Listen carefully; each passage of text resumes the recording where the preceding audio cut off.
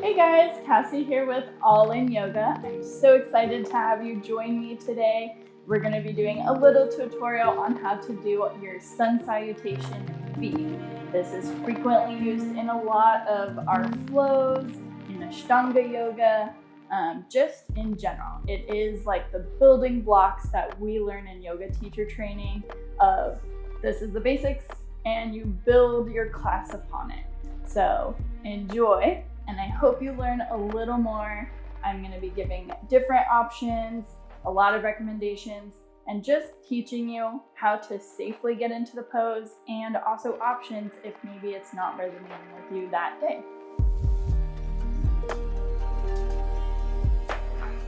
We're going to come to the top of our mat.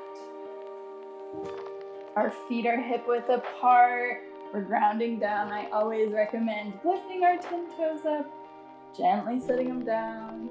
You may want to engage your quads by just feeling a little flex, lifting up nice and tall through our spine. Roll your shoulders back, and your palms can come down to your sides, facing forward for mountain pose, or together at heart center. Some teachers call this Samastitihi. So either way is a great starting point. I always do our mountain pose. And on our inhale, we reach up. And then we're gonna start to come into our fierce pose. Some teachers call it chair, but this is such a strong, full body workout, stretch, whatever you wanna call it, that it requires a stronger name, a fierce pose. And that's exactly what it is. So you can have your feet hip width apart, or you can have it where your toes are touching.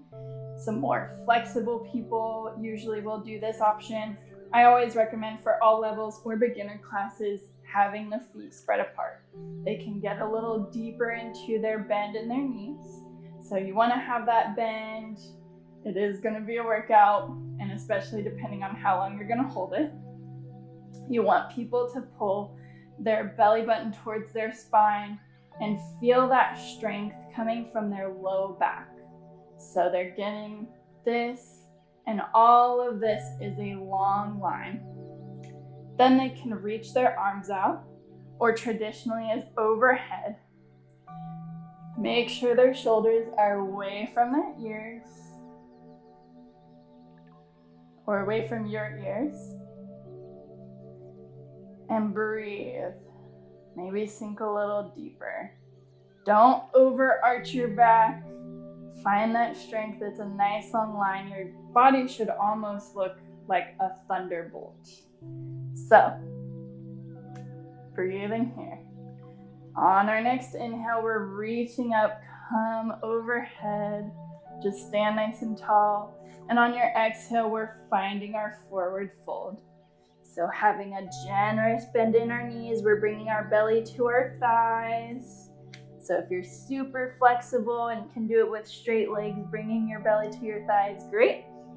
If you need that support of bending your knees, please take that. It is perfectly fine. You're getting that same stretch in your hamstring and your calves. And the most important part is feeling that release on your back. All of your upper body should just flop over and hang. So your head, your arms, like your legs are supporting you fully. The upper body is just hanging out. Breathing here. Inhaling, halfway lift. You can come to your fingertips, which some people do, or to your shins with your palms, or all the way up. The main goal is just having that straight spine. So from the tip of your head all the way through, just one solid line. And it should be your core engaging. That's the lifting aspect. So you could literally be like, no hands, and there's like no change. So this is just a little kickstand for you. It's not supporting your body. This is all coming from your core. And on your next exhale, we're melting back down into our forward fold. From here, we are stepping back, hopping back, coming into a plank or down to your knees, untuck your toes. We're gonna take our chaturanga. This is what differentiates our hatha yoga classes from our vinyasa. Is literally this chaturanga into our cobra. That's our vinyasa flow that teachers will often take, and it should be optional just in case you're not feeling it that day, but we're gonna learn it. So I always recommend coming to your knees and taking this safely if you're a beginner or if you're just really not feeling that strength today. And we're gonna start to shift over our wrists so they're underneath our shoulders, and we're gonna start to lower down, almost like a push-up. And I say when your hips or the front of your pelvis reaches your mat, that is when you lift into your cobra. So finding your little back bend, you can gaze up or out. We're really just counteracting when we sit in chairs all day. So finding that back bend, your toes are untucked. You may even feel led, or your teacher may suggest coming into upward facing dog, which is where you lift your thighs up off your mat, still getting that back bend, but a little added oomph. Then we're gonna lower down, tuck our toes, find your downward facing dog. And here is a really strong pose, a really good stretch, but a lot of people don't do it and end up with injuries here because they're trying to force their heels down, or they're rounding their back and still pushing, or they hurt their wrists. So what I recommend is keep your heels off of the mat if you're really feeling tight in your hamstrings. Bend your knees as much as possible. You want to bring your belly towards your thighs and reach your hands out. Let your head hang between your arms and feel that core engagement. Your back should be straight, not rounded. If it is, you might need to play with walking your wrists out or maybe expanding your foot stance. It's okay to take options, to listen to your body. And then the difference here is on our inhale, we usually lift our right leg, keep your toes pointed towards your mat. This will help square your feet, your hips. And then on your exhale, we're swooping through, plant your foot, and now you're in your runner's lunge. So I'm gonna turn around so you can see me on this side. And then when you feel stable, I always recommend stepping your back foot in, coming at an angle. Some people just naturally can do this, or they like fall back onto it. And you come into your warrior one. So your back foot is planted down at an angle. Your front foot is bent, and I always say make sure your toes and your knees are in line, facing the same way. If it's moving inward, it usually means your IT band is tight. And if it's moving outward, it means your inner thigh is tight. Or maybe vice versa. But either way, something is tight. So you want to get your knee in line over your toes, facing the same direction. And then you can lift your arms out or overhead. Relax those shoulders away. Engage your belly, your core. You're pulling your belly button towards your spine. And you want to push into the outer edge of your back foot. So you want to feel that oppositional force on your mat. So almost like you're going to rip it apart in two directions. And you face your chest, your ribs, the same way as your knee and your toes as best as you can. This comes with more flexibility, but you're not facing out. That's our warrior 2. So warrior 1, we're here, our arms are out overhead. Breathing here, take as many breaths as the instructor guides you. I usually try to do 3.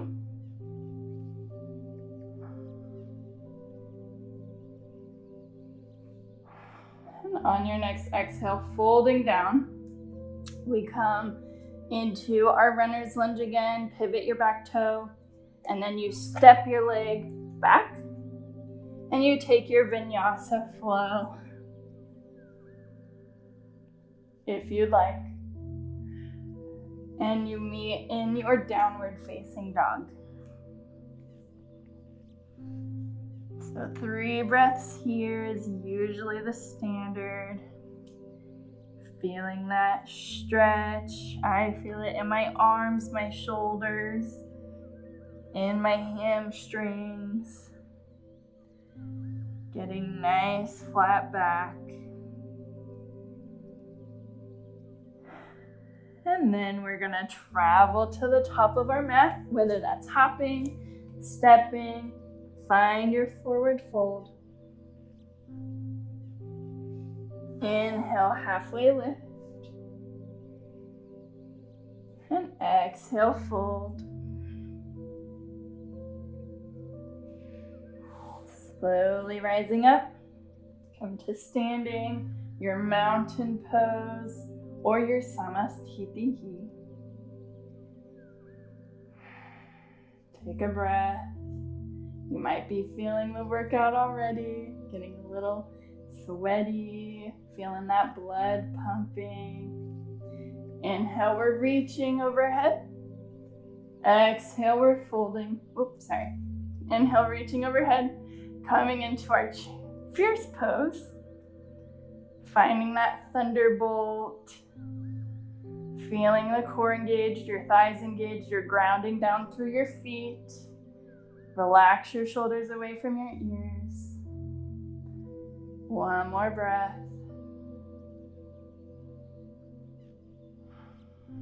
Inhale, lift. Exhale, fold. Find your forward fold.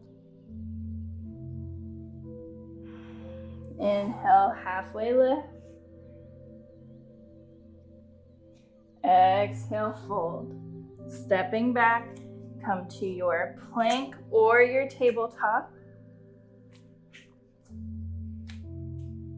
And take your vinyasa flow if you'd like, lowering down, elbows in towards your ribs, and lifting into your cobra. And a lot of teachers add crazy things here, but we're just doing simple.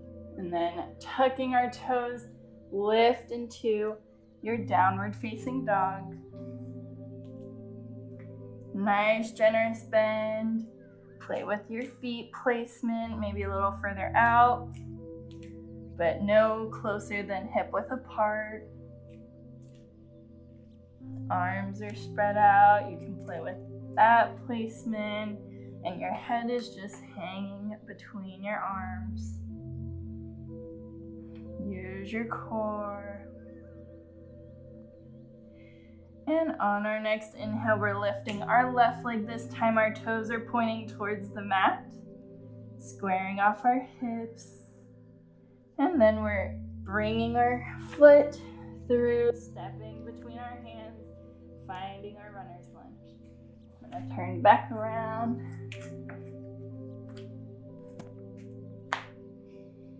And then you can step your foot slightly in at an angle, or just turn it as you stand, coming into your warrior 1, bending into your knee. Again, make sure your toes and your knee are in line. You're pushing into the outer edge of your back foot. Feel that force, the oppositional force, like you're gonna rip your mat right in half.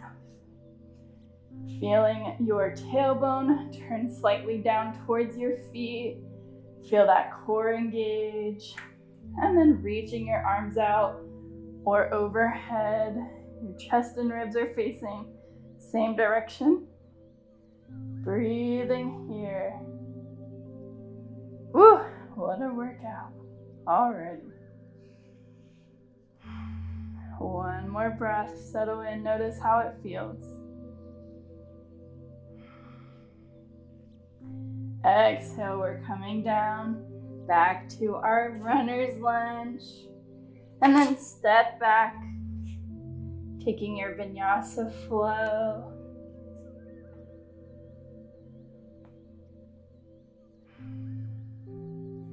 And meeting in your downward facing dog.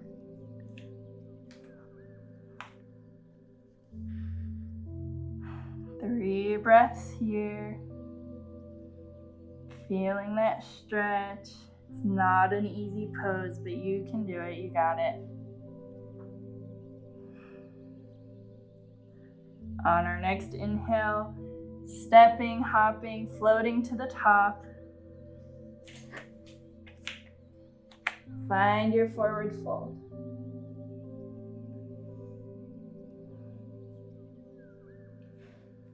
Inhale, halfway lift.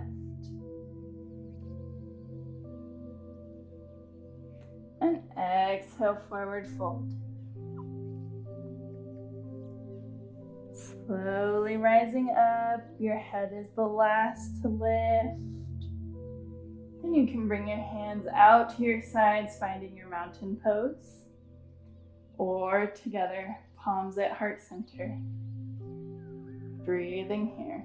And that is our full sun salutation B.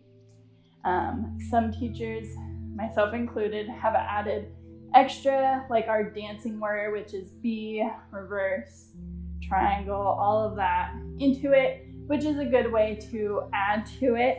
But what I just showed you, just the sun B with our warrior 1, is traditionally the sun B. So I hope that you enjoyed. If you have any questions at all about form, how is this supposed to feel, please reach out to me. I really want you to feel safe in your practice and not overwhelmed. And hopefully your teachers are giving good cues, making you feel safe, and letting you adjust your body to how you're feeling that day. You could practice all the time, but maybe one day your wrists are just hurting a little too much. You don't want to be in down dog. You should have the option to do tabletop or downward dog, or any of the other options like bending your knees, letting yourself hang heavy. Take it as your body needs. This is your flow. So I hope you learned a lot. And if you have any questions, please reach out. I'm always here for you, and I hope to see you again, friends.